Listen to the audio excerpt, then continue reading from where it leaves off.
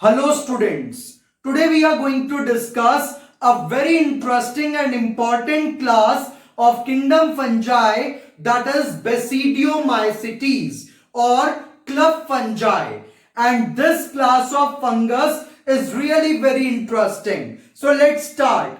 It is one of the best wood decomposer. तो अगर किसी लकड़ी को गलाना है तो उसके लिए ये फंगस बेस्ट है। तो जो लकड़ी के टुकड़े गिर जाते हैं पुराने, या जो पेड़ टूट जाते हैं जंगल के अंदर, उस लकड़ी को जो है सॉइल में कन्वर्ट करने का काम ये फंगस करती है। And it is one of the best wood decomposer and it is also known as club fungi. तो अगर हम इसकी बात करें तो ये ज्यादातर टेरेस्ट्रियल है, आपको लैंड पर ही मिलेगी। And its mycelium is having two types, earlier formed primary mycelium which is monokaryotic and secondary is dikaryotic, यानी कि एक न्यूक्लियस और दो न्यूक्लियस वाले। The next content is its rhizomorph, जिस स्ट्रक्चर के बेस पे ये ग्रो करती है that is called rhizomorph, and that rhizomorph is made up of thick strands of hyphae. मैंने अपने पिछले लेक्चर में आपको बताया था कि जो फंगस के फिलामेंटस स्ट्रक्चर्स होते हैं like this, these are known as hyphae. तो थिक हाइफे से बनता है rhizomorph, and this rhizomorph is important for perennation and fructification, यानी कि जिस टाइम फंगस को ग्रो करना है इवन इन हार्मफुल कंडीशंस, तो उसमें भी ये हेल्प करेगा और साथ साथ ये अपर फ्रूटिंग बॉडी को बनाने में भी हेल्प करेगा। The next is septa, which is of doliopode type. जैसे ये दो हाइफे हैं, this is Haifa 1, this is 2, तो इनके बीच में जो पोर होगा that pore is known as dolipore. ये जो डोलीपोर होता है इसका इस तरीके से अगर मैं स्ट्रक्चर बनाऊं तो ये ऐसे आपको दिखाई देगा, एक barrel shape structure which is known as dolipore, and this structure is septa or cross wall। तो सेप्टा या क्रॉस वॉल के बीच में एक बैरल शेप स्ट्रक्चर है which is known as dolipore, and it may even be covered by cap। तो ये cap से भी कवर्ड हो सकता है। और इस फंगस के अंदर flagella are absent. And the next is cell wall. तो इसकी जो सेल वॉल है that is made up of chitin. तो हर नॉर्मल फंगस की सेल वॉल काइटिन से ही बनी हुई होती है और इसकी भी सेल वॉल काइटिनस ही है। The next is sexual reproduction which takes place by somatogamy।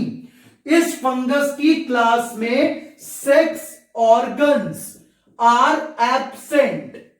तो इस फंगस के अंदर सेक्स ऑर्गन्स एब्सेंट होते हैं, इसी कारण से इसके अंदर जो सेक्सुअल रिप्रोडक्शन है वो सोमैटोगैमी से करना पड़ता है। यानी कि अगर एक हाइफे ये है और एक हाइफे ये है तो ये दोनों हाइफे आपस में जुड़ जाएंगे और इस कंडीशन को कहेंगे सोमैटोगैमी। तो बेसिडियोमाइसिटीज के अंदर सेक्स ऑर्गन्स एब्सेंट होते हैं फिर भी सेक्सुअल रिप्रोडक्शन होता है। वो किसकी हेल्प से होता है? सोमैटोगैमी, यानी कि सोमैटिक हाइफे विल फ्यूज। तो आपको क्या याद रखना है कि अगर आपको नीट एग्जाम के अंदर यह पूछा जाए कि एक ऐसी फंगस बताइए जिसके अंदर सेक्स ऑर्गन्स तो एब्सेंट होते हैं बट सेक्सुअल रिप्रोडक्शन फिर भी होता है, सो दैट इज बेसिडियोमाइसिटीज। और इसकी फ्रूटिंग बॉडी को नाम दिया जाता है बेसिडियोकार्प, जिसके अंदर स्पोर बनते हैं and these spores are known as basidiospore. तो जैसे ये हमारे पास एक आ गया बेसिडियोकार्प और इसके ऊपर इस तरीके से बन जाएंगे बेसिडियोस्पोर। तो basidiospore are formed on a structure called basidiocarp. तो आपको यह भी ध्यान रखना है, तो इसकी जो फ्रूटिंग बॉडी है that is called basidiocarp which forms the specialized spore called besidiospore, and these spores are released by drop method। तो एक मेथड होता है ड्रॉप मेथड, उससे ये स्पोर्स यहां से अलग किए जाते हैं। और रस्ट और स्मट टाइप की जो फंगस है उसके अंदर ये नहीं बनती, तो दिस इज एन एक्सेप्शन।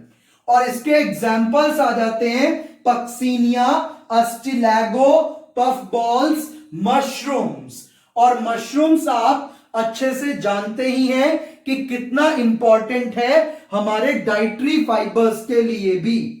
तो अगर हम चलते हैं अब इसकी इकोनॉमिक इंपॉर्टेंस पे, तो अगर हम इसकी इकोनॉमिक इंपॉर्टेंस की बात करें तो इसका जो सबसे इंपॉर्टेंट थिंग है that is it act as wood decomposer. Second, it may form the symbiotic associations like mycorrhiza.